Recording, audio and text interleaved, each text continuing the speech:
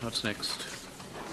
The 37th Amendment of the Constitution, Economic, Social and Cultural Rights Bill 2018 is item number 18, and I call on Deputy Thomas Pringle to move for leave to introduce this particular bill. I move, Ceann Comhairle, and seek leave to introduce a bill.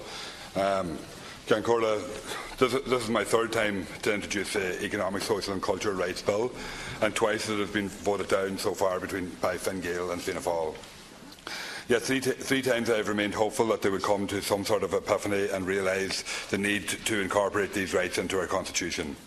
Here we stand today amidst a devastating housing and homelessness crisis, a crippling two-tier health system and an escalating trolley crisis, as followed by an educational system not far behind in these gloomy terms.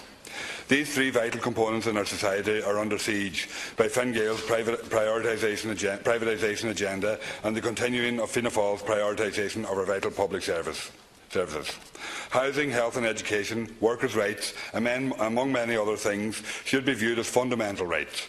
But to Fine Gael, they are products which people can access based on their ability to pay. When I first introduced this bill in 2014, we were astonished at the emerging crisis, particularly in housing and health. In 2014, according to Focus Ireland, there were 2,580 people in homelessness, 20 in my own constituency in Donegal. Today, there are nearly 10,000 people in homelessness, not taking into account the changes in the way the government are collecting statistics, which have reduced the numbers to their own benefit. The number is, in fact, a lot higher than that.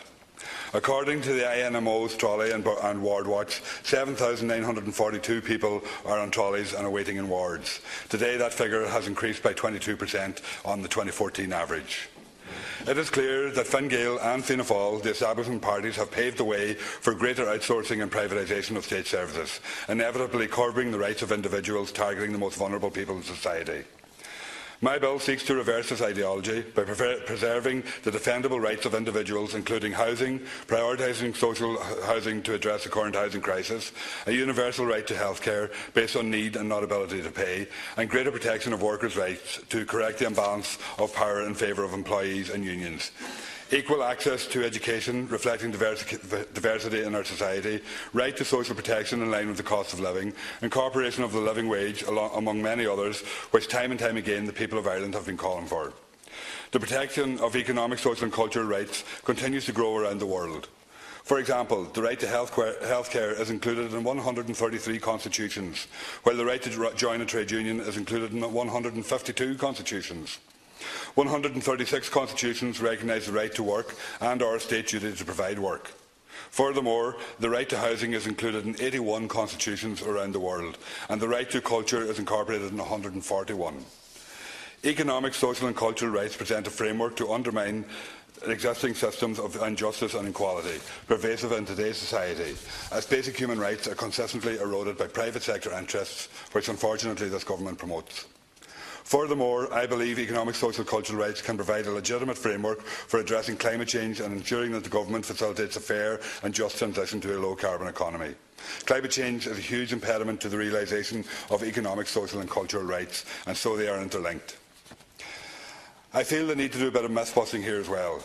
A key tenet of the protection of social and community rights is the notion of a progressive realisation as defined in Article 2.1 and reflects the fact that it may not be possible to achieve the full enjoyment of ESC rights in a short period of time, and particularly when resources are limited. Progressive realisation is seen as a necessary, flexible device reflecting the realities of the real world and the difficulties involved for any country in ensuring full realisation of ESC rights. Most importantly, progressive realisation ensures that the state establishes obligations on states parties in achieving full realisation of the rights as contained in the ICESCR and can only readjust these in reaction to economic crisis if the necessary protections required for vulnerable and disadvantaged populations in particular are taken into account and justified. ESC rights are becoming increasingly necessary in the Irish context, particularly after a decade-long recession in which a housing crisis has emerged. As Ireland experiences unprecedented numbers of families in emergency accommodation, questions are being asked as to how the provision of housing can be adequately and consistently provided for in an economy that frequents cycles of booms and busts, while not remaining at the mercy of ideological preferences as determined by the government of the day. Greater protections of ESC rights in our Constitution will provide the necessary anchor for rights like housing, health and education to be provided for on the basis of need at all times, even amid economic or political turbulence. When it comes to budgetary measures, the Government would have to justify reasons for allocations of resources not intended for the administration of ESC and rights. If a justification was not favourable, an individual could defend the right in the courts, thereby holding the Government to account for its decision-making. Together with the progressive realisation tenet, the referendum bill would ensure that economic, social and cultural rights of individuals are balanced against the available resources of the state, regardless of the ideological persuasion of the state and the economy at the time. Thank you very much, Deputy Pringle.